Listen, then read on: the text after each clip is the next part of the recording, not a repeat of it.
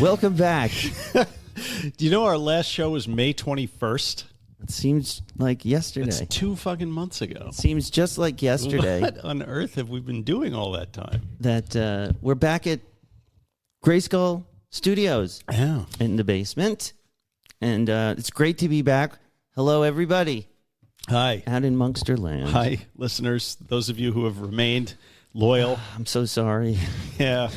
We just can't. We're just classically unable to get our shit together. But I've definitely fantasized a few times about pretending to relapse so I can go to rehab. At least so we have something to talk about. Yeah.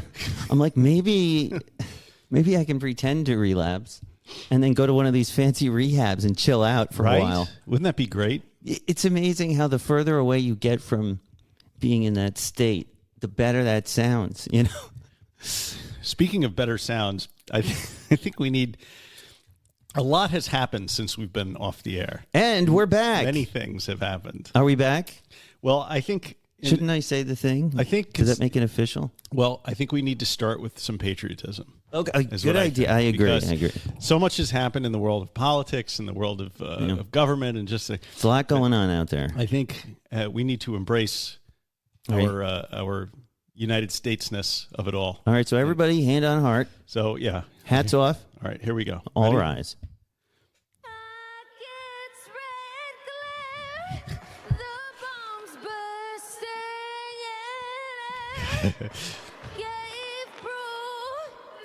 Is that my mom singing?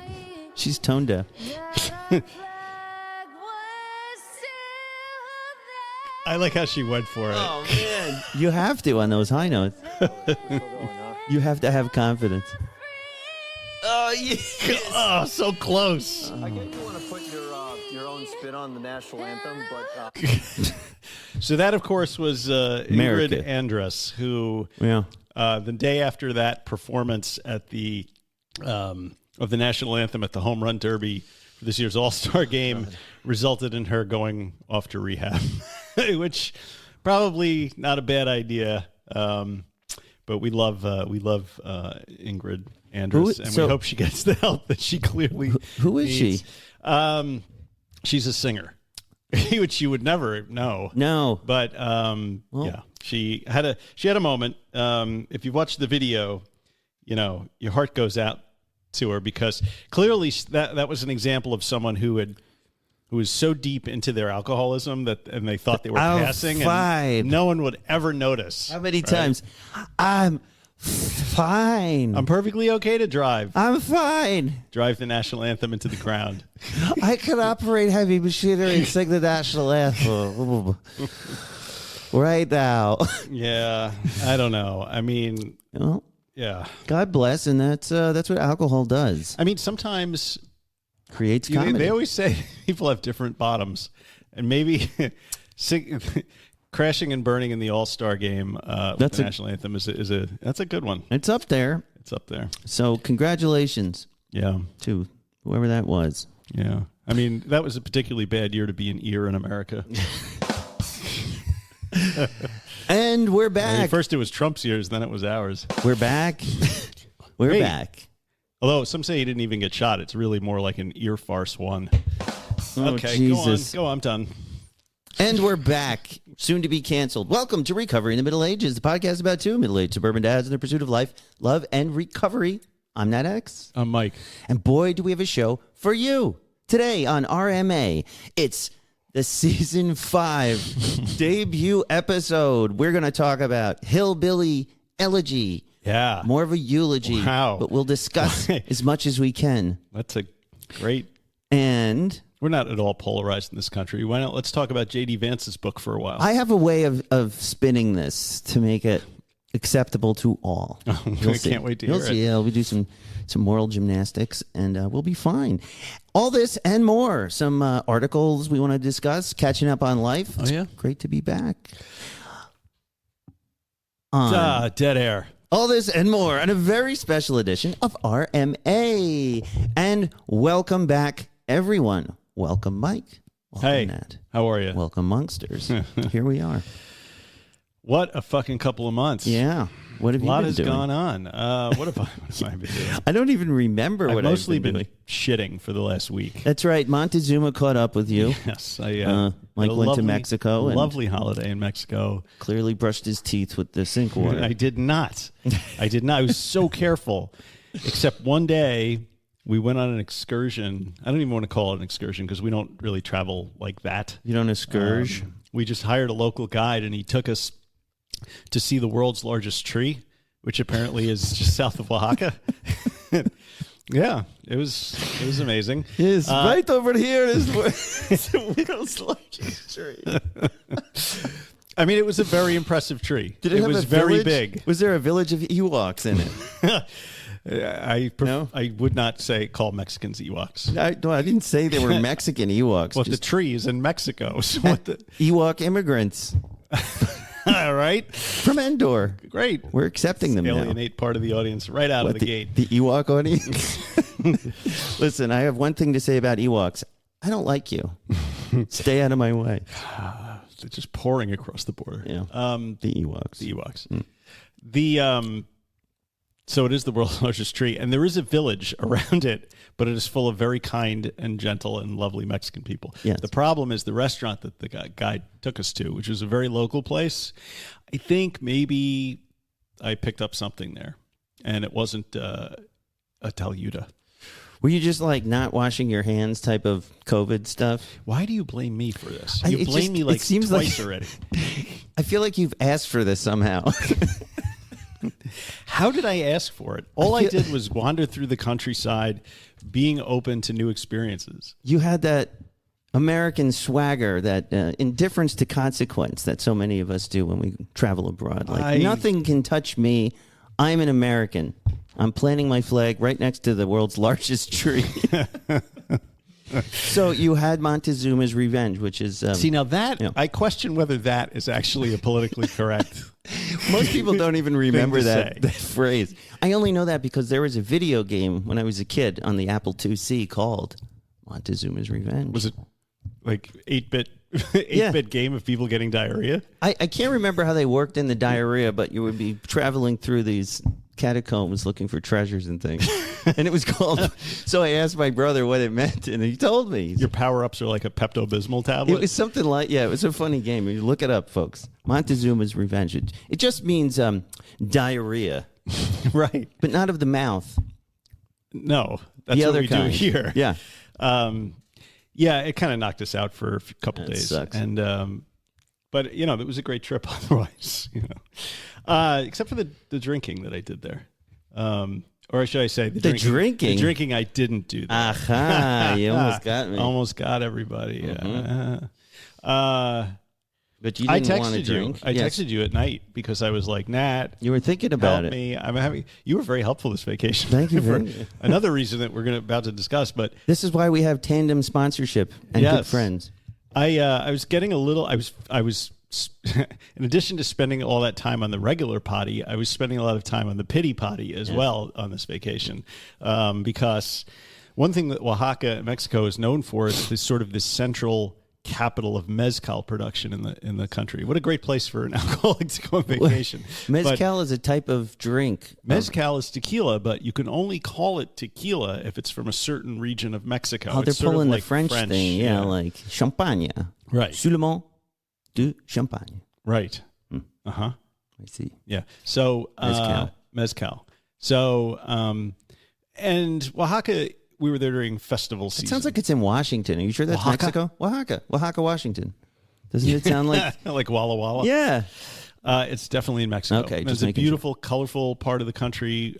Super nice people. An incredible gastronomy scene there. Gastronomy? If you're into good eating, aside from the diarrhea part. I'm a gastrophile. Yeah, well, you would love the food there. Yeah. I mean, honestly, I think what happened to me and Aaron and Ben too, I think there's one place, and I was watching them make the food, and there's a lot of hands.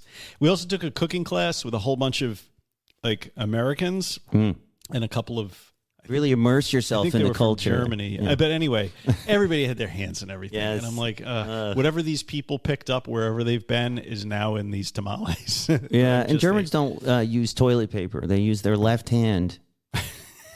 This is why they shake with the right, or is that? What? I thought that had to do with a weapon. Yeah, you're right. Never mind. Yeah. So it wasn't the German. We can't blame the Germans on this one. Is what you're saying. I mean, maybe I can blame the Germans because the other people were like from Seattle and from San Francisco. Maybe it was the San Francisco people because there's a lot of shit on the streets there. True story. I guess we'll never know. That's why I blame Montezuma. Well, you disturbed his grave. Okay. And now he's got his revenge. I don't know. I don't know. The food was very good. But anyway, I'm walking around after a good meal that night, and it's the classic walking past the places with the tinkling glasses, and everybody. The romance comes having out. The big party, and like I've described before, that scene from that Woody Allen movie where he's on the subway and he's sitting there and it's in black and white and it's very dark and dour and everyone's depressed, and he looks over, and you know how sometimes the trains pass each other in the tube and you could look into the other train. He looks into the other train and there's a guy playing a piano, champagne's popping, everybody's having a great time. So I felt like Woody Allen 1 looking into the subway car that Woody Allen 2 was looking into. And I don't know, I just was like, fuck, what I even said I picked up Erin's wine glass at dinner. I was sniffing it and swirling it. And she's like, what the fuck are you doing? And I'm like, I feel like I am sad that I can't participate in this culture. Yeah. And so I texted you and ratted myself out immediately and said, listen, I'm having warm feelings about drinking. Yeah, and that's the best thing I could do when I'm having those feelings. You telling yourself, and you felt better, you got it out of your own head. I did. And then you can recognize how dumb it is. Right. The minute it comes out of your mouth to someone else, you can hear yourself. This is for me. When I do it, I hear myself say it, and I go, "Oh, that's stupid." Well, you also reminded me about the whole like alcohol is shit thing. Yeah. And I'm like, you know what? Alcohol is shit in every culture. It's not just the United States that alcohol is shit. You just put different lipstick and makeup on it. Right. It's still the same pig. Right. Yeah. Covered in shit. That's right. Mezcal. Sounds like a medicine, Well, it is to some degree. It's in every medicine. But so you didn't drink, though. And no, I didn't. I gave you some sage wisdom and advice. Yep. Which I appreciated. And no sooner than 48 hours after that, I was calling you for more sage wisdom and advice. Yeah, I wish I had some. But the best thing to do is just let the other person talk, and then you nod, and then they come to the conclusions themselves, and it makes you look like a genius. But really, I did nothing but pick up the phone. Well, that's good therapy. Yeah. But what I was referring to, of course, is the other thing that you helped me out with. Yes, there was a few issues while you were gone. So you think a 19-year-old is responsible enough to leave them alone for a week or two? Maybe that was the first mistake. You don't remember being 19, I guess. I do. And I was thinking, okay, what's the worst that can happen? He'll unplug the camera and have a few friends over. They'll drink. Maybe they'll trash the living room. Right. They'll clean it up before I get home. And I won't know about it except for this, the cigarette burn in the furniture or whatever. Like that what I did I did in my house. But then things got weird. I had to put a camera in my son Jack's room because he has fish tanks. And we were supposed to get these crazy storms, and I put the camera on the tank so I could make sure the filter was running. Because if the filter turned off, I had to somehow get Dimitri to hook the generator up or something. Yeah. And these are not fish you want to go lightly. These are like fish. Expensive tropical fish. So I have the camera in there, and then I notice he goes in there, he's fucking around in there. He's got no reason to be in that room because he has many nice qualities, but following multi-step directions with the ADHD is impossible for him. Right. So I can't be take the fish food, mix it up in here, and then put it in here, then do this. Just not possible. So we had other people coming in to feed the fish. So there was no reason for him to be in that room. And so I sent him a couple of texts, and I get back these very incoherent responses. That don't make any sense at all. And he's just so the audience knows, this is a very coherent kid. Right. He's very smart. He's sharp. Yes. He's dialed in. Right. And then I call him up because I'm not getting anywhere with the texting. And he really isn't making any sense. And I'm just scratching my head. I'm like, dude, I don't know how much beer you've been drinking, but just go upstairs, go to sleep. I'll talk to you tomorrow. The next day, I look at the camera again, and he's like bear crawling across the floor and up the bed like a lizard. And I'm like, okay, wow, what the hell is going on with this kid? And I'm just like, whatever, he's trying to rearrange the camera because I told him, because he moved it. Yeah. And I'm like, I have to have it focused on the tank because I need to see if Can you imagine Mike in Mexico sitting there with his phone watching a video of fish tanks? This is the life. Because my son Jack is not with us. He's in Alaska, right? Doing a thing up there. That's for awesome. A pre-college program, right? Oh, man. So I'm responsible for these fish by proxy, right? Like they're his fish, but somehow I'm still responsible, even though I'm 4,000 miles away in the other direction. And I have this ostensibly adult 19-year-old in my house who, in theory, can handle if anything goes sideways. Right. What I didn't know is he had spent that entire time eating fistfuls of fucking Xanax and fucking space tripping, or what do you call it, time traveling. Yeah. Because on Friday, he calls us up in Mexico. It is like, I bought 25 Xanax off a drug dealer from my friend's drug dealer who sells him weed because I wanted to see if it was any different from the Klonopin that my psychiatrist has prescribed. He's doing research. Right. He's like, and I took 2, and then the next thing I knew, it was Friday morning. And this was on Wednesday. And I'm like, what the fuck? Yeah. So, to his credit, yeah, he called us up and was like, Scared just laid straight. it all out, Yeah. right? He's like, I did this, I feel like an idiot, I'm a fucking, just a junkie. I'm like, you're not a junkie. I'm like, trust me. Yeah. But my wife had to be on the phone with him for like 3 hours because then he got it into his head, and he has like an anxiety thing. He gets it into his head that because he had this bender, now he's going to go into serious withdrawal. He probably started Googling what happens, Right. And he's like, I'm going to have seizures. I'm going to die, And I'm like, oh, my God. And so Erin's talking to him for like 3 hours. And then she's like, I don't know what to do. And I'm like, I know somebody. I know a guy. I know a guy who has no boundaries and will just walk into my house. What my initial thought, though, was like, I remember listening to Dopey, and Dave talked a lot about like Xanax withdrawal. And I was like, well, maybe Nat can reach out to Dave. And I'm like, I'm going to have Dopey Dave call Dimitri. I'm like, I don't know. It was very inchoate. But also, this was the same day that I was shitting like 25 times. So I'm like half delirious, crapping all over Mexico. My son's having panic attacks about the number of Xanax he ate.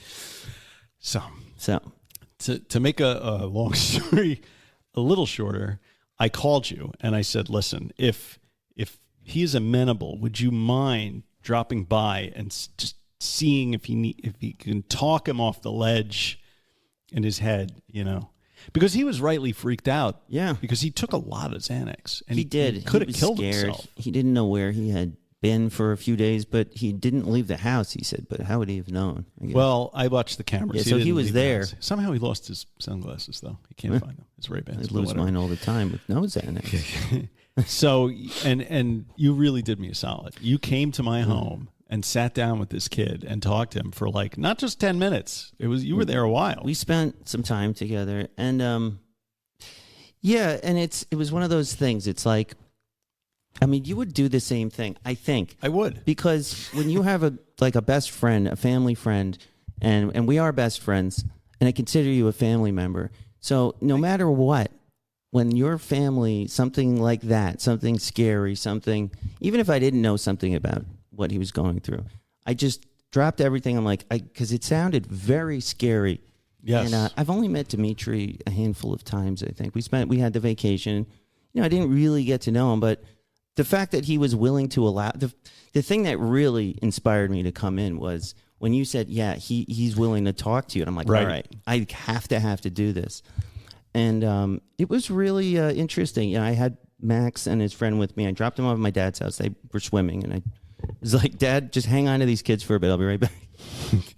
And thank you. He was like, I came in. I texted him. I said, do you need anything? He's like, Powerade Blue. I was like, I could do that. Like that I can handle. Okay. And, he appears very healthy, besides the pacing and, once you start talking to him. He goes to the gym. He's usually he drinks protein shakes. He's in great shape. Yeah. He's a good looking kid. He's clean. He speaks in complete sentences, basically. And I just sort of was like, I was trying not to like come at him like, a 12-step call or something. Right.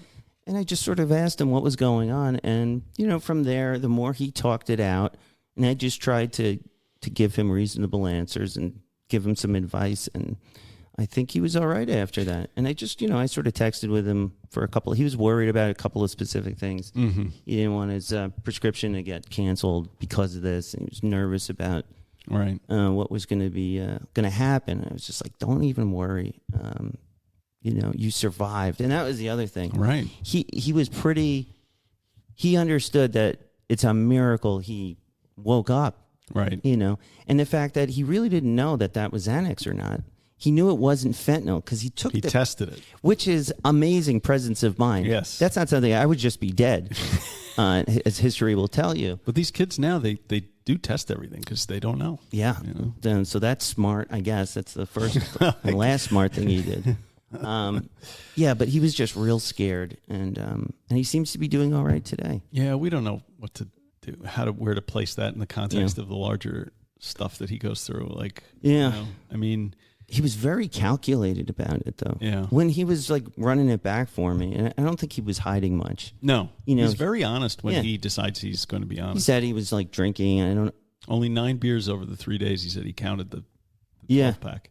Yeah, and he was like trying to calculate it. He was thinking, he's like, well, it might not have been actual Xanax, and he started listing off all of these research chemicals that are like molecular analogs. I'm like, oh, okay, you got this. I mean, I'm both heartened by the level of research and discouraged by the fact that he knows all about these research chemicals. He's like, it's only up by a molecule, so it's the same effect. I'm like, okay.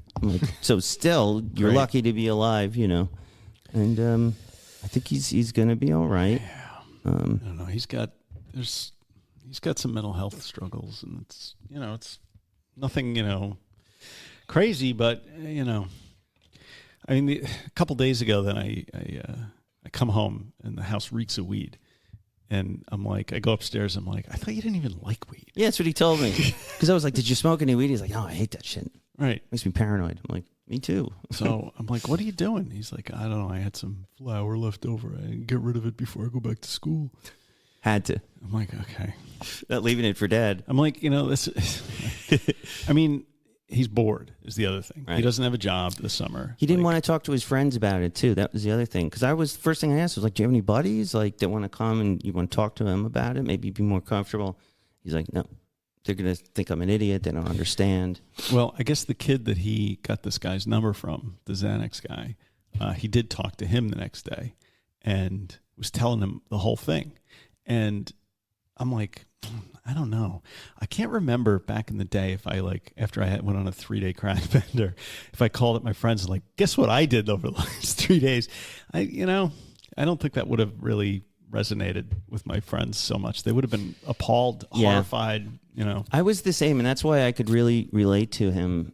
I was the same way. I went away to boarding school where I got into like acid, uppers and stuff, and I'd come back here for the summers, weekends and stuff, and I wouldn't tell my friend. Like I was afraid because they weren't part of that whole thing. It would have been, they would have been shocked and appalled probably. So yeah, that could be very isolating. Well, I think you probably saved him from having a complete mental breakdown, if not his life in general. And so I appreciate it. And all of our joking and kidding aside, that you came through for me in the clutch, man. And I really do it again. That. Yeah. And when my son is of age to start fucking up and I'm in Mexico, I expect the same. Yeah, I think next time I'm going to have to bring him with. Yeah, he'd probably enjoy it. He would have had a better time. He could have sat on the beach in Puerto Escondido and just drank Coronas till he couldn't walk straight, and nobody would have batted an eyelash. Yeah, it's Mexico. I would have preferred that to him sneaking Xanaxes in his room in time traveling. Yeah, but it sounds like the research is over on that one. He's let's hope so. Yeah, let's hope so. I went to Lake George. How was that? I like Lake George. Weren't there a lot of drinking parents on that thing? Yeah. So every year, at least this year and the previous, we go on this trip with Max, my 10-year-old.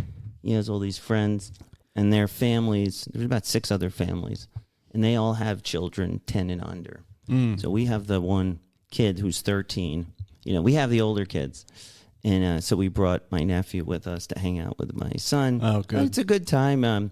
I've noticed it's gotten, Lake George has gotten very, like, super Trumpy, like, it's gotten weird in some respects. Like, they have these stores with all of the T-shirts in the windows. Yes. So one thing I noticed that was a little off-putting, because it's one thing to have, like, political stuff, fine. But this was like, have you seen these shirts? It's like, fuck Biden, and, this guy's a pussy. It's just all of this profanity related to politics and guns and stuff. And it's just, you're in this cute little Lake George town. Everything is cutesy-tootsy, and you're, like, enjoying yourself. And then you walk by this place. It's called Dillagav, which is a word that I was like, what the hell is that? I Google it. Is that German for I'm a Nazi? It's close. It's an acronym that comes from, I think it was Vietnam. Oh. Do I look like I give a fuck? Oh, is what it stands for, and it's basically this this attitude about we do what we want, we bring our guns everywhere, and we hate. Someone didn't get enough attention as a child. But this is like, there's multiple of these in Lake George, and it's just, you can feel it. Like, you have this cute little town. There's like a million homemade ice cream shops, places, and then you're walking by, and there's all this profanity and overtly violent references to, like, the other side, and it's just weird. But other than that, we just walked by, and we did some fishing and jumped in the lake. I finally took my the advice. I went and jumped in the lake. Had you not been in that lake before? I went scuba diving. Last year. We went, and then it was very nice. So we had a good time. Where did you guys stay? Because there's such a variety of lodging options in that lake. This year was the Georgian. Oh, it was a little fancier than last year, but that's nice. Yeah, it wasn't bad. And then the lake's there, and did you guys go on the boats and stuff? Yep. Yeah. We went fishing and swimming and tubing. That sounds delightful. It was delightful. Did everybody get shit faced besides you? Or did that work out? Yeah, the other parents like to drink, but they're a bit more reserved. They're from the ilk of parents who are, like, hyper focused on the kids constantly. And they are drinking constantly, but they're always, like, drinking and hyper focused. Yeah. Wow. It's interesting, But but I don't get a lot of pressure to drink. They know I don't drink for a long time, so they don't even bother me. Yeah. These are right. These are parents. They're handing out shots, and they just skip me, like, yeah. That's the designated driver. One thing I did appreciate in Mexico that I don't see here all that often. Every restaurant in Mexico has a section on the menu of non-alcoholic drinks. Oh, really? So much fresh juice, and they call them refrescos, which are like it's refreshing. And they make juice cocktails and all this, these great limeades with a little bit of carbon dioxide, a little sparkle to them and stuff. So there's plenty of non-drinking options. A couple places even had NA beer, which I did not get because I don't know. I did notice in Lake George at the pool bar, they only charged half as much, which is I appreciated, for a virgin daiquiri. Oh, that is good. So I had a few, but now I feel really old because I'm like, I don't know if I should have another one. I don't want to have a diabetic episode or something and faint. So now I'm just like, and my wife's like, you should have that? I'm like, what the fuck has happened to me? I'm like counting the number of virgin daiquiris I'm allowed to have on vacation. That's fucking great. Pathetic. That's awesome. So that's what this has come to. I have to watch my sugar intake. I mean, a few years ago, it's like, should I have a 10th glass of wine? Or, Hi. Well, we got an email. We did. Should we do the email? Let's email it. Okay. Make it happen. This is from PH. Just some thoughts. PH, I have not responded to you with an email, so I'm going to respond to you on the show. How about that? That's great. Hey, guys, I just finished listening to your last episode from May 21st. Sorry. Yes, I'm a bit behind, but I've listened to the entire back catalog. Oh, my God. Why would you do that to yourself? So I'd still say I'm an avid listener. Yes. Avid, if not insane. No, I'm Does kidding. It say I'm your number one fan? We're getting to that. Y'all, Kathy B. Yes, born in Texas, have done a great job with the show, and it only makes it better for me when you talk about how it sucks on air. I'm not exactly sure what that means. How it sucks on air. I suck on air. How it sucks on air. Sucks. Oh, yes. It does suck, but we talk about it. Right. It still seems like you're doubting your content and what it's doing for folks, but I wanted you to know that I got a lot out of your latest episode, which had me laughing out loud and taking notes. Is it bad that I don't remember our last episode and what we did? No, I don't remember. I really appreciated Nat sharing about what it's like to leave AA. Thank you. I've been re-engaging with the recovery community through dopey Zoom meetings, and I do find AA culture to be at least subtly dominant there. Yeah, at least. I'm mostly fine with AA, though it's not for me, and I do appreciate some of the norms, but it can be hard to coexist with AA while striving to maintain an open and inclusive environment. Anyway, this is something I've been thinking a lot about, so it was refreshing to hear you two discussing it. Thank you. I personally love the podcast just the way it is, just how it's been, but I do understand if things are changing on your end, and I bet a weekly podcast is a lot to keep up with. I don't think we've been a weekly podcast in over a year. We did a few weeks in a row. We did. If you want to call it quits at some point, I can respect that, but I think it would be great if you guys could even put out a quarterly episode, which is right in our wheelhouse, just to let us know that you're still out there enjoying or at least making it in recovery. I'm sure you're busy, so I'll cut myself off there. Be safe and have fun. PH. Well, all kidding aside, PH, thanks for letting us know that we still have a listener. And you appreciate what we're trying to do. I'm not sure what we're trying to do. It's not like we don't want to do the show. We love doing it. Yeah. For me, it's a lot of, I don't want to waste anybody's time and not have a good show. Like, if we're going to come here and put something out, I want it to be good.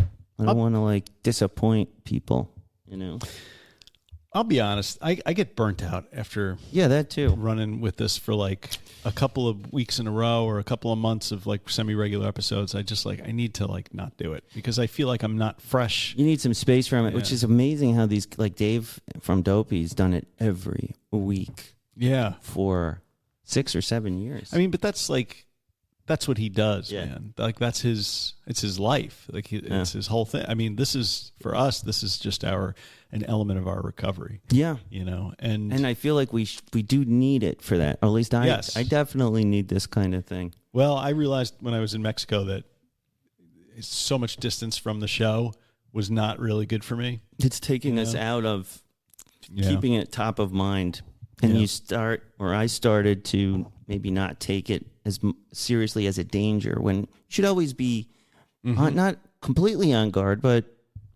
watch your back.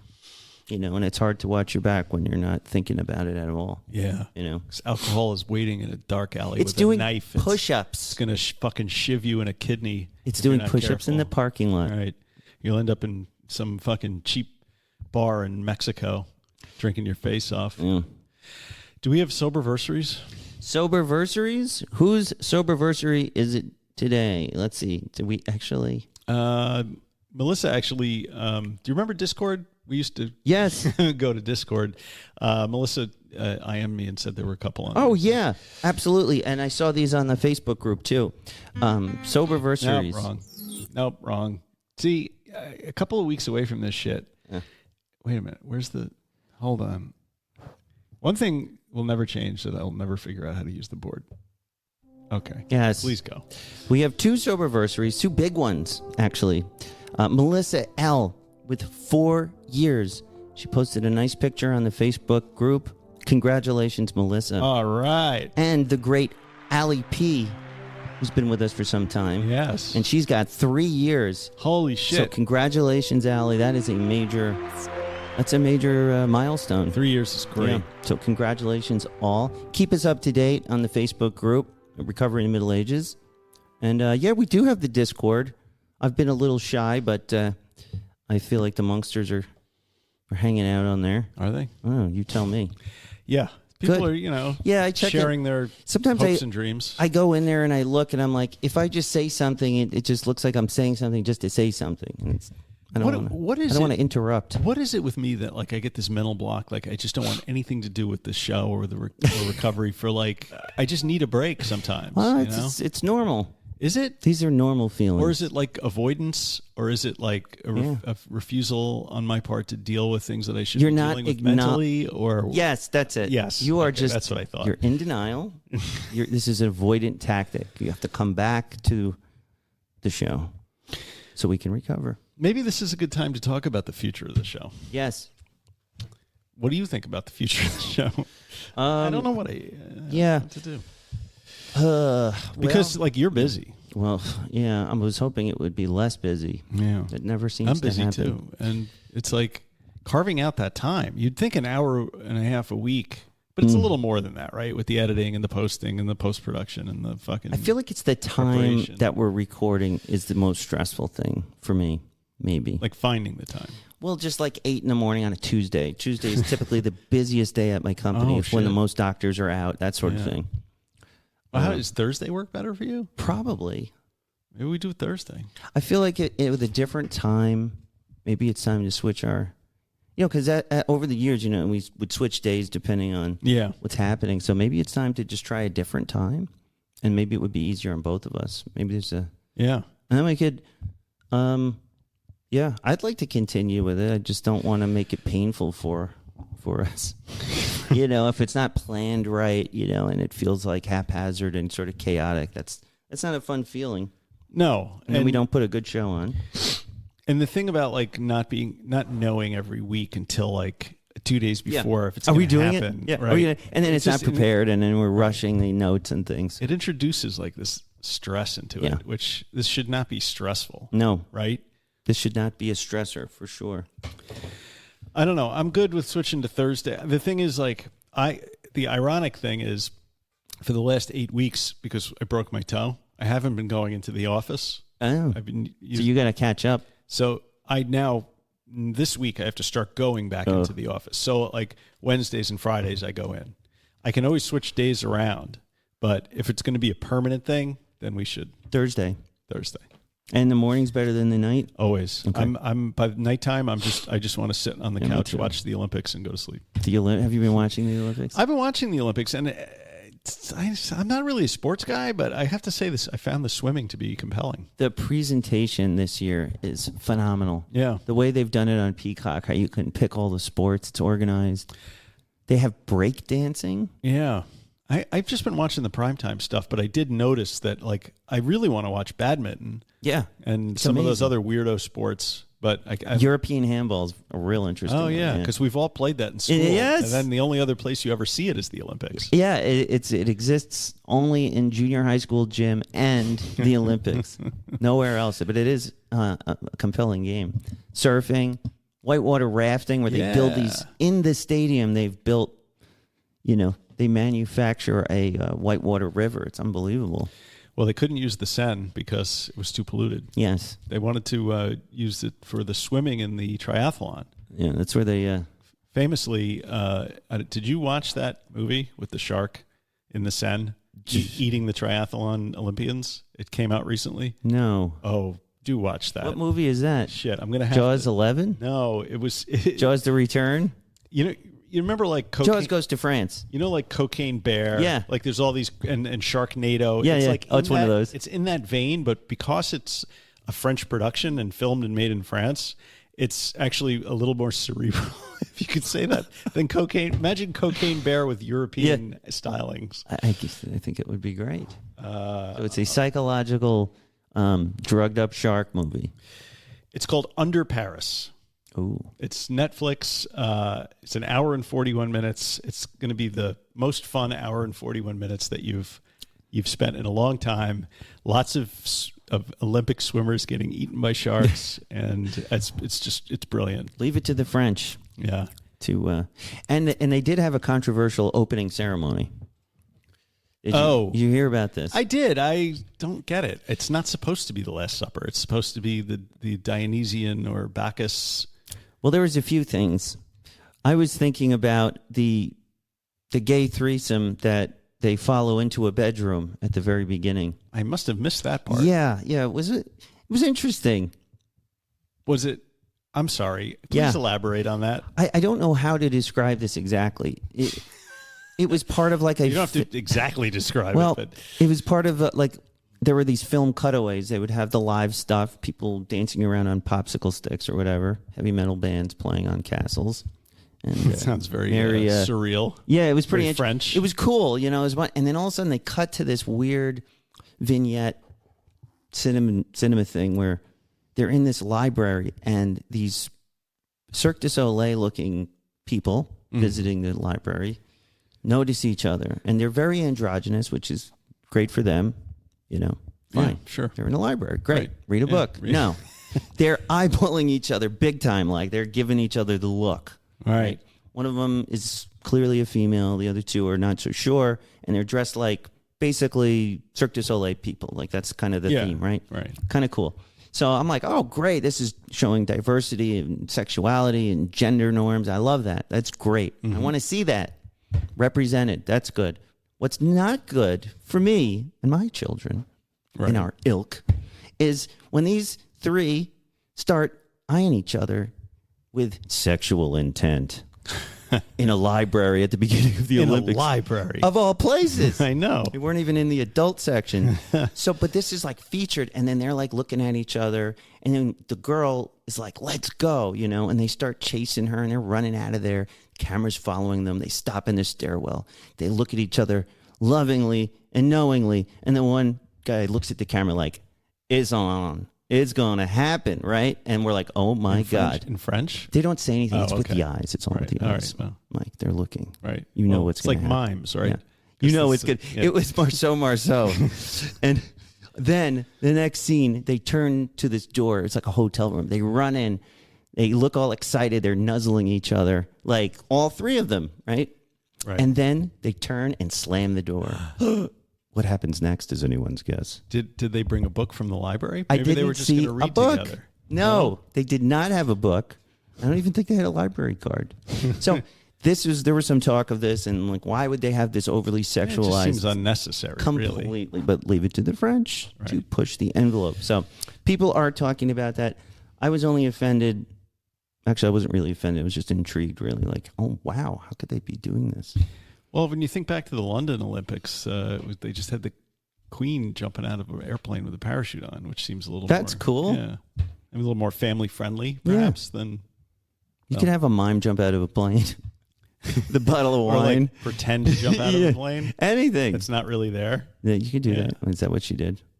Are you blaming the Queen? Do you think? Well, I don't think the Queen actually jumped out of the plane. I think it was a representation. Are you sure? Yeah, pretty sure. Oh, she would have been like 99 at that point. Well, George Bush, H.W. Bush jumped out of a plane. That was verified. He's made plenty of bad decisions. That's true. There's no limits. But I digress. So that's the Olympics, and that's our life. Right. Such as it is. Such as it is. We should probably get to the next portion of the show. One more thing. I'm sorry. Yes, me too. People are just so annoying. Do you know this? Yeah.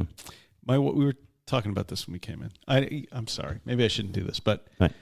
You know, when you came in, you noticed my wife had a box of books on the front porch. I did. And you're like, yeah, teachers, my wife does the same thing.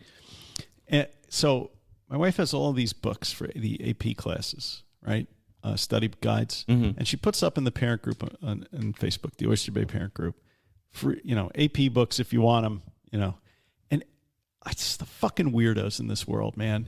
This one guy's like, okay, I'll take these 4. And then he writes back like 10 minutes later, no, actually it's only 2. And she's like, great, can you come and pick them up? He's like, someone from my family will be there either before 8:30 or after 4:30 today. And she's like, fuck this, And then some other person emails her, and it's the owner of Bonjour. Oh, yeah. Bonjour, yes. It's a dog grooming thing. Do you know this person? I do. I don't know the person. I know the place. And she's like, I'm interested. And Erin's like, great. Which books are you interested in? And she writes back, yes. And so Erin's like, fucking Bonjour lady is going to take all the books and then sell them. And she's like, I was trying to give these away to people that would use them so their kids could study for the AP exams. It's just like, why try to do anything nice for people? Yeah. It's just like, it's the way it is. Anyway, I just had to I had to vomit that out because it was annoying me. This is why we're choosy about it. All right, anyway, I'm sorry. Are we going to take a quick break? We should take a break and be right back after these words, and go to SoberLink.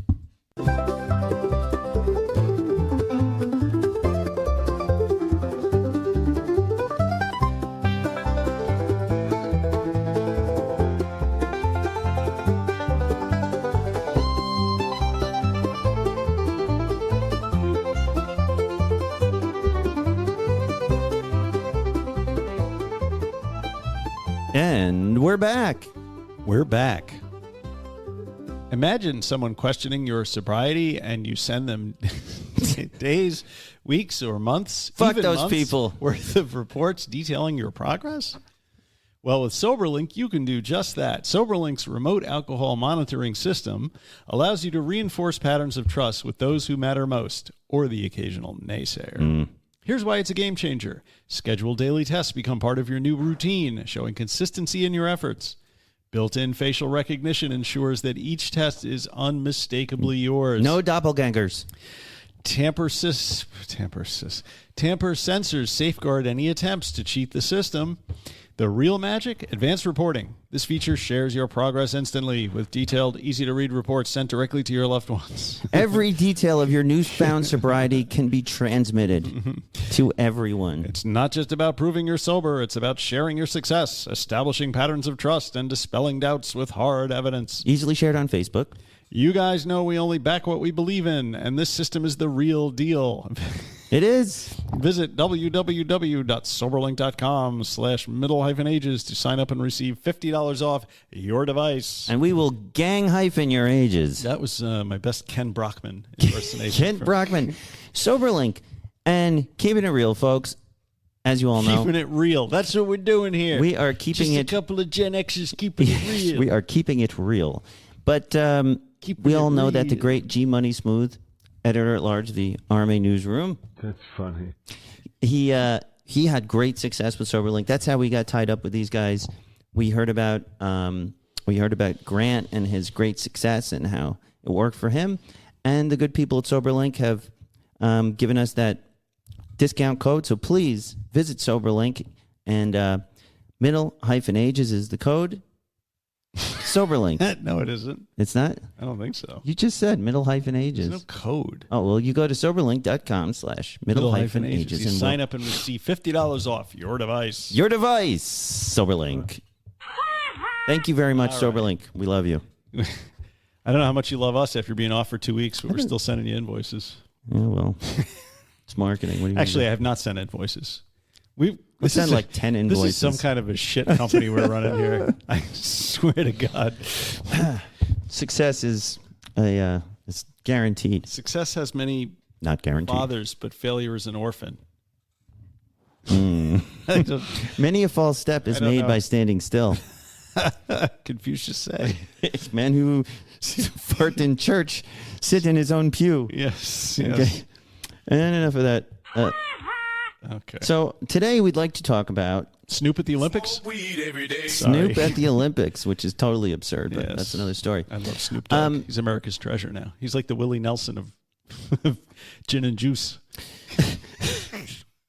So many of you may have noticed there is a new star in politics. His name is J.D. Vance. And this is not a political show. We do not. It wasn't up to now. Divulge. Listen, guys, bear with me. I have an idea. This is not going to be political, but I thought it was. Well, this guy, J.D. Vance, he's the new vice presidential nominee. Which party? It doesn't matter. An American political party that shall remain nameless. But the thing I was intrigued by, without revealing any of my proclivities politically. I think you already did. Well. He has a book called Hillbilly Elegy, and long before this guy was big in politics, he did write this. It was a best-selling novel about. He grew up in Appalachia, I think they call it. Yes, which was like Appalachia or Appalachia. I don't know. And just from the inner slice, Hillbilly Elegy is a memoir of a family and culture in crisis. And it's a personal memoir that explores Vance's upbringing in a working-class family from the Appalachian region. The book delves into the social and economic challenges faced by his family, community, including issues of poverty, addiction, and lack of education. Vance shares his journey from his troubled childhood to becoming a successful lawyer. The guy went to Yale, emphasizing the cultural factors and then influenced his life. He became a finance bro. Yes, and the memoir highlights his resilience. So, really, this is a book that touched a lot of hearts and nerves throughout the country because who he's writing about, the quote-unquote hillbillies, it's what would be considered a group of Caucasian Americans who basically suffer from the same kinds of impoverished conditions and lack of opportunities that J.D. Vance says is frequently attributed to communities of color. Did I say that right? Yeah. Right.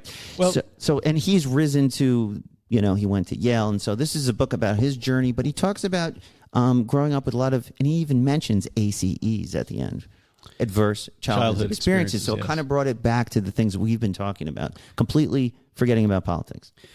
So the interesting thing, there's a couple interesting things about this book. One is the way J.D. Vance portrayed or sort of laid the fault at the feet of, he emphasizes a lot of personal and individual responsibility for the opioid epidemic versus rather systemic issues that could possibly have been dealt with on a larger scale. But yes. Just to set the context a little bit, I guess the town he grew up in is Middletown, Ohio. And Middletown, Ohio, specifically Butler County, has a very high number of opioid-related overdoses. Pun intended. High level, I guess. In 2017, so the book was written in 2016, right? In 2017, the county experienced over 200 fatal drug overdoses, many of which were linked to opioids. Their emergency medical services there have been overwhelmed by the number of opioid overdose calls. They had to respond to more than 1,000. And this is not a huge town. They had to Narcan people 1,400 times, the Middletown paramedics. And the economic impact of the opioid crisis in Middletown was pretty high. I mean, it increased healthcare costs, loss of productivity, higher demands on social services. The city is not a wealthy city. They've faced a lot of challenges allocating resources to combat the opioid epidemic while also addressing other community needs. So, Ohio is one of the hardest hit states, actually, by the opioid epidemic. Yeah. They had the second highest rate of opioid overdose deaths in 2017, 4,293. And since the pandemic, that's only gone up. So that's sort of the context under which, Vance was dealing with. And it was very personal for him growing up because his mother was addicted to opioids. Yeah. Right? That was a lot of the beginning of this book is what's going on with his mother. His mother, Bev Vance, who made several attempts to get clean, but was struggling with it, and I believe still struggles with it to this day. Yeah, that's what it sounds like. She was in different rehab programs, counseling. She had a lot of family support, legal intervention. So I don't know. She was played by Glenn Close in the movie, if you remember. I didn't watch the movie. Really? I started to a few years ago, and I was bored. Bored because you found the book more interesting, or bored because... I don't know. It didn't do it for me. I started to watch, and I was just like, meh.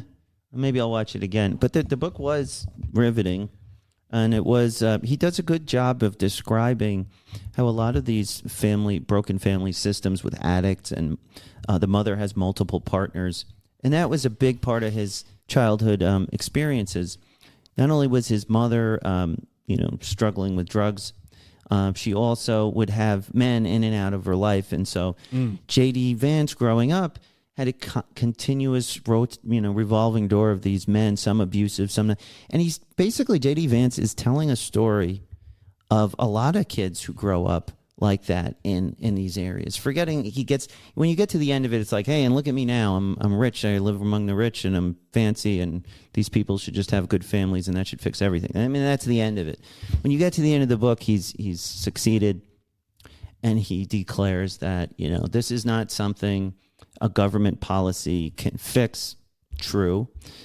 But he's putting it all basically saying this is all about a family system and families and going to church and all of that stuff. That's his answer. But the important thing to me is what he goes through, because I think it's important to shine a light that this is happening a lot in these regions and all over the country. They're underrepresented, and because they're white, they're often assumed to be upwardly mobile when, in fact, they are living very difficult lives. They're on the government dole. They talk a lot about Section 8 housing, comes up a lot in the book.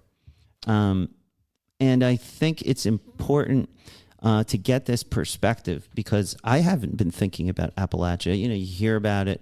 I hear more about Pennsylvania. And, what's that, Kingston or the really rough areas in Pennsylvania. Kensington, thank you. Which is an urban area. Yeah, and so this is like, it really just shines a light, and I think that it gives us a lot of interesting questions about how to deal with this stuff, because it sort of encompasses a myriad of different things that are happening separately, probably in other areas, all at once. He talks about the foster care system. He talks about the the government support systems that are there and how flawed they are. And he talks about how important it was that his grandmother, Mama, was able to support them, and what happens when they don't have that. Well, it's interesting that Grandma was also supporting them on a government check, right? So, I mean, yeah, I remember reading this book years ago and thinking to myself when I was done with it that he got the analysis kind of wrong. And I'm not discounting his personal experience, which, is his, and certainly he's entitled to draw whatever, conclusions from his own experience that he can draw. But I mean, this emphasis on personal responsibility. That's what's concerning. Okay. Yeah, sure. There's some people are able to rise above their circumstances. If you happen to be born with extreme intelligence and an ability to work a system, but that's not everybody. And, do you take the exceptions and make them the rule? I mean, he is a big exception. I mean, he got into Yale law and he didn't have a father who went there. He didn't have $1 billion.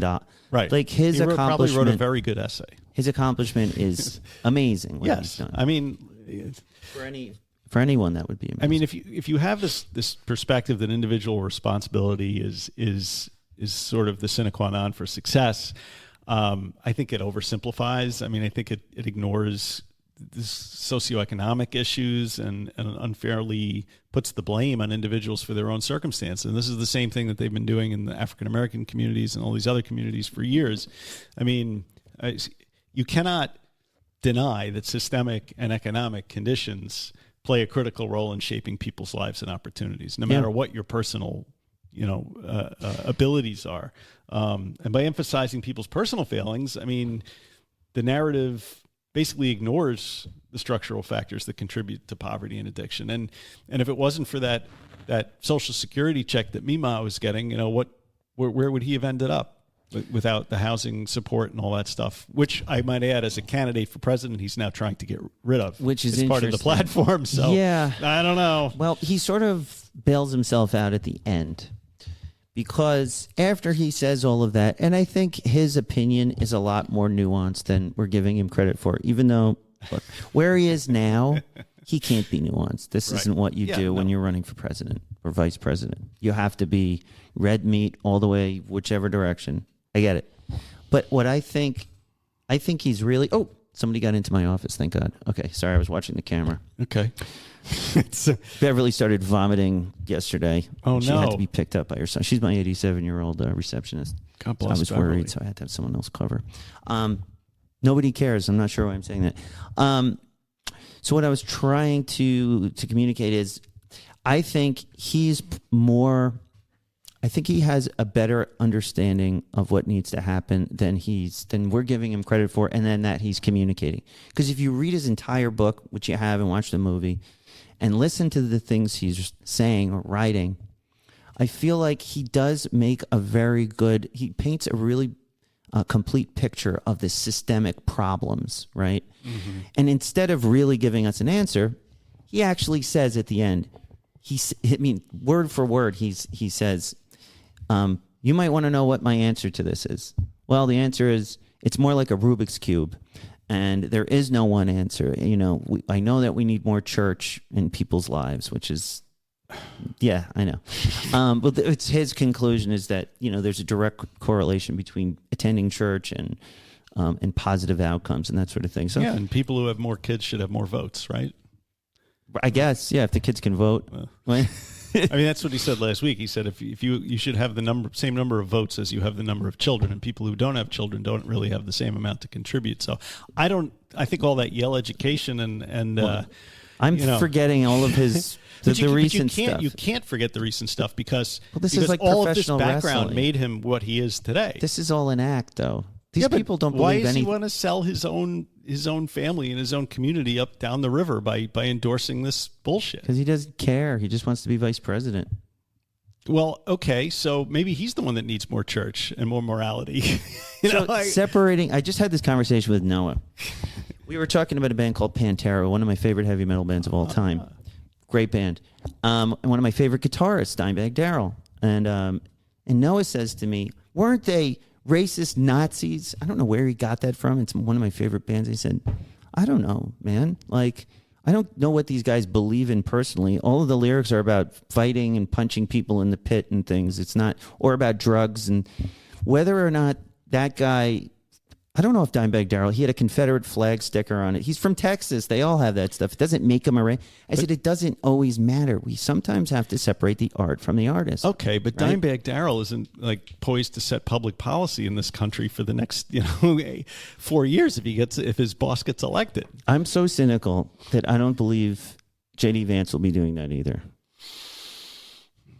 Okay. I think he's playing a part on the stage. I know. Well, okay, but I mean but that's how you choose to be known in the larger context of society. Which is why we're only discussing the book, because you can't just discuss the book with no context. Well, the context is that drugs are bad and church is good. Okay. I mean, I'm not going to argue that church is generally good and drugs are generally bad. Aha! The devil is in the details. The devil. Exactly what we're dealing with here. But no, there are some very good points about how our system, and we know this, whether or not you agree with the solution to it, we all agree that there is some serious improvements that could be made. What they are, we still don't really have the answer to. And I think what it's going to come down to is a case-by-case, state-by-state, probably county-by-county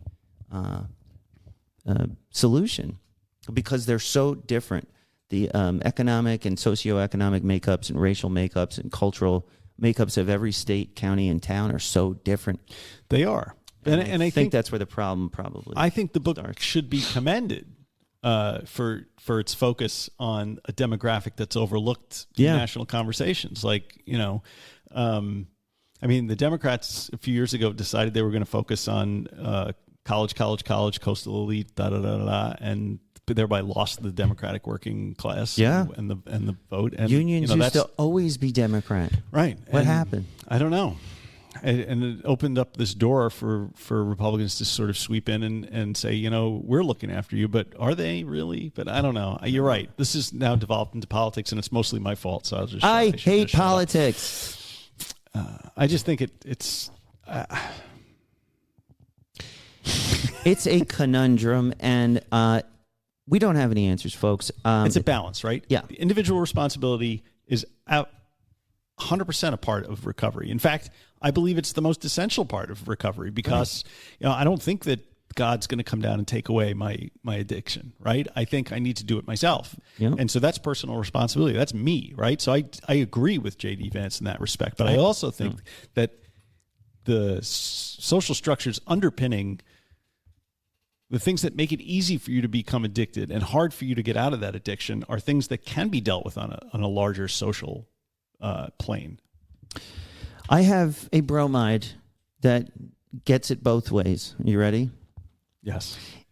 If you ask God to move a mountain, you better bring a shovel. That's right. That's having your cake and eating it too. Well, that's that means God's not going to do anything. He will give you the strength to do it. That's how I pray these days, folks.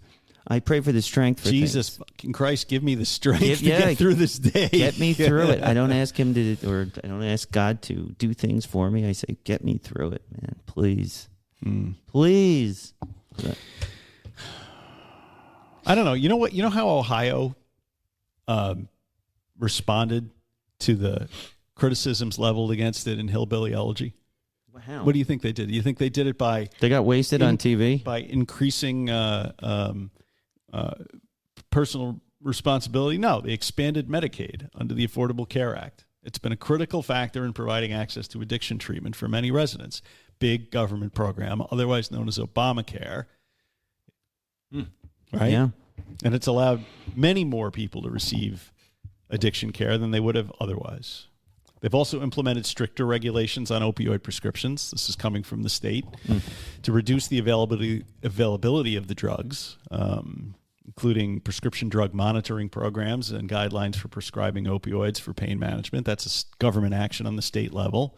They've increased funding for treatment, allocating significant resources towards addiction treatment and recovery programs, including funding for medically assisted treatment and grants for local communities to combat the opioid crisis, and public awareness campaigns. And Ohio has significantly increased the availability of naloxone to reverse opioid overdoses. So it seems like Vance's book has spurred some big government action to get in there and start dealing with some of the more systemic issues. You know, folks, I have some friends with diverse political opinions, and I have some family members with very diverse political opinions. And lately, I've just found it very interesting. What I'm doing is when I talk to people, and I know it's as hard to do, because I do have deeply held beliefs that I don't make known very frequently, but I like to listen. I always like to listen. And so when I have a business partner or an associate or a friend who just starts popping off about how they feel about things, no matter what it is, I don't argue. It's really fun. It's fun. You should try this. Just listen. I listen, and I'm trying to get a sense of why people say and feel and believe the things they do. And what I'm learning is it's almost all completely bullshit. What do you mean? Like, as you know, and this isn't going to speak well to my intelligence, I watch a lot of professional wrestling, folks. Okay? I'm not ashamed to admit it is my guilty pleasure. I realize it's absurd. But one thing it has given me a perspective on is politics is a lot like professional wrestling. The people you're watching fight, when they go backstage, they high five, they shake hands, and they cash their checks. When they're on stage, they say whatever they have to say to either, if they're the heel, the bad guy, or the good guy, the baby face, they want the crowd to cheer or they want the crowd to boo. They'll say whatever it takes to get that out of them. Now, of course, they're not running a country, but I don't think these people are running the country either. I think it is all a work. I think everybody paying attention to this stuff, getting angry, thinking about it, thinking they're getting some kind of answer by voting this one or that one, I think it's bullshit. I think it is a farce. I think it's fiction, and we're marks. So that's my cynical political view that's of pretty of the year. cynical. This is really how I believe right now. I really think it's all a work. We're being worked like suckers. I don't disagree with the analysis that there is a certain amount of manipulation going on from, from the stages. We believe the same thing, Mike. Aren't you the same guy that called me up telling me how in the K-hole you were? I mean, the K-hole? The K-hive? K-hive. What's a K-hive? The Harris on the Harris train. The Mama La Kamala. Listen, I said I wasn't going to talk about my political... So you're drinking the Kool-Aid too, my friend. You're not as cynical as you think you are. When I watch wrestling, I pick a favorite because I like to watch. It's entertaining. Right. So you have to pick a favorite. I got to pick one to win. I mean, I don't think it's any secret. We're a couple of guys from New York. Like, I don't have any special belief that whoever gets in is going to do anything special that'll change my day-to-day. Typically, only the super rich and the super poor are the ones affected by who's in office. The rest of us I disagree. Pay for it. Yeah. Just pay for it. Well, that's how we're affected. But I'll pay for it today, I paid for it yesterday, and I'll pay for it tomorrow. And we're just going to pay. We're just going to pay, and we're going to watch, and it's entertainment, folks. So remember that. The important thing is the friends in your life, your family, the mezcal you didn't drink. That's right. And the toilet paper you're so glad was well stocked in your Mexican hotel bathroom. Yeah. You know what they want you to do with toilet paper in Mexico? No. After you wipe your ass? Light it on fire? Throw it in a trash can next to the toilet. Yeah. Oh. Now, here's a question. Do you do that? Or do you... Because no one would ever know if you flush it. Unless it backs up and then your shit is everywhere. Yes. It's probably why they're telling you to do that. But a romantic getaway with a new girl in a hotel there is going to be difficult. You'd have to get another room just to shit in. Yeah. That's what I would do. I had a hard time doing that, to be honest. Yeah. I did it a couple of times, so the But hotel maid wouldn't tell on me. You didn't have... Yeah, they're normal toilets. It's not like, But I guess the thinking is that the septic and the sewer systems are not designed to handle such a huge amount of toilet paper. Especially like American poop. Well, this was clearly Mexican poo. Yes, it was.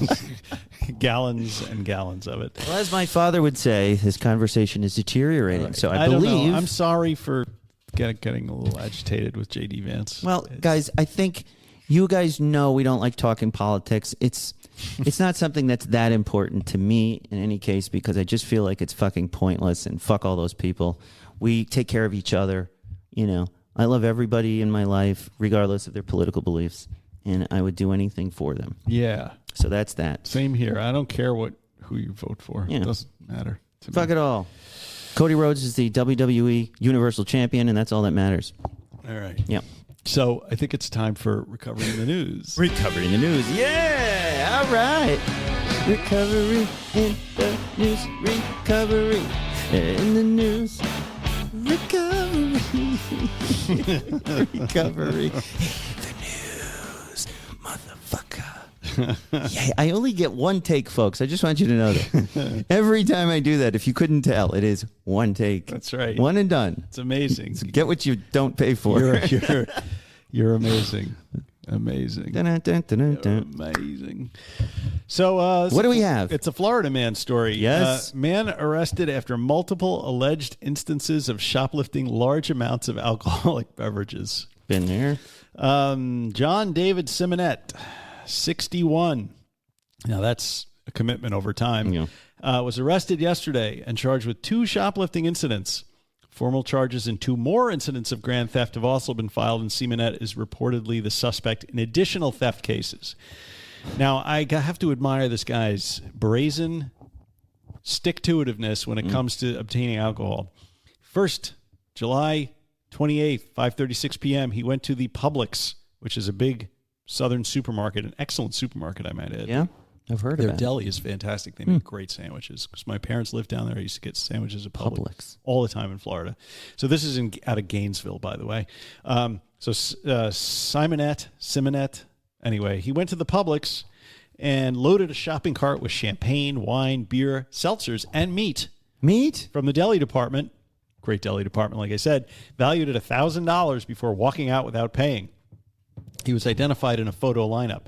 And then on July 1st, which was what, 3 days later? 31st. 30 days has September, April, June, and November. So that's right. 28th, 29th, 30th, 1st. 3 days later, he went to the Winn-Dixie and loaded a shopping cart with high-end champagne valued at $1,000 and wine before leaving without paying. So that was, he drank all of that original stuff. Wow. Okay. A lot of booze. Okay. Then I guess that kept him until July 25th when he went to the Publix, a different Publix, and picked up a fried chicken box valued at $10 and left without paying. So I guess just the fried chicken. That was the broke the camel's back. Then the next day, fortified by the Kentucky's finest, or the fried chicken, he went to Total Wine and More. And more. Loaded a shopping cart with 20 items valued at $1,600 and walked out without paying. Then on the next day, July 27th, does not give a fuck. He was pulled over driving a rental car, and he was arrested for the Total Wine and More and Publix thefts. Post Miranda warnings, Simonette reportedly denied taking anything from Total Wine and More and claimed he had never heard of the store and didn't know where it was. It's a good one. An inventory search of his vehicle after he was arrested reportedly produced, guess what? Booze? Guess again. 1.4 grams of crack cocaine. Oh, that will do it. So, Mr. Simonette is currently booked on charges of grand theft, cocaine possession, and petite theft with 2 or more prior convictions. And is that like petty larceny? Yeah, I guess so. So he's only had in his short 61 years 42 felony convictions, 35 misdemeanor convictions, 8 state prison sentences. Bless you. Yeah. Wow. So it's never too late. It's never too late, John David Simonette. If you want to send us an email or get in touch with us, we can help you. Let's get him on the help show you with that addiction problem that you have. Our first interview will be with this gentleman. Yeah, I think he's going back into the pokey. He's spent a lot of time in prison. Anyway, Judge Michon Rawls set bail at $15,000. Wow, he's gonna have to cash.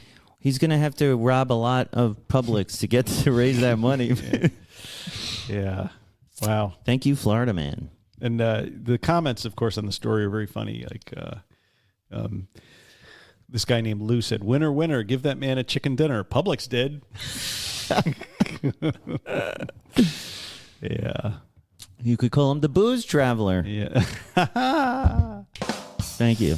All right, and that's Recovery the News. Well, this has been fun. Yeah. Hasn't it? It's been refreshing. Don't you miss me? Nothing else. I always miss you. If nothing else. At least we get to hang need out. my dose of Nat every now and again. Yeah. And listen, we're gonna go out to eat soon. And, yeah. Me and my wife are paying, and we will not hear of it. So I will accept that. We'll find a date. The other weird thing, you and I are having our floors done by the same guy. Oh, yeah? Catapano. Huh.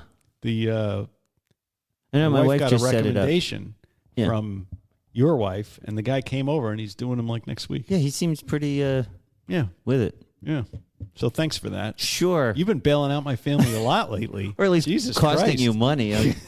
You should be blaming me for that. Now I got to do the fucking floors. I got to move that treadmill. I don't know how I'm going to do that.